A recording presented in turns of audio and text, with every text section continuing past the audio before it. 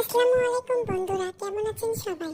আজকে আমি দেখাবো গ্রামের লোকজন কিভাবে শাক ভাজি করে। প্রথমে শাকগুলো সুন্দর করে ধুয়ে একটি কড়াইতে নুন ছিটিয়ে দিয়ে সিদ্ধ করে নেবে।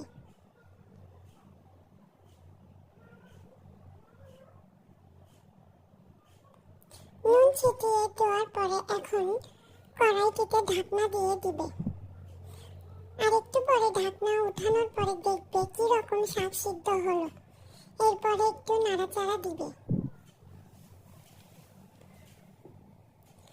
এই তো শাকগুলো অনেকখানি সিদ্ধ হয়ে এসেছে, এখন নামাতে হবে। এরপর একটি কড়াই চুলোতে দিয়ে এদিকে শাকের থেকে পানিগুলো ঝরাচ্ছে। সুন্দর করে পানিগুলো ঝরিয়ে রাখতে হবে।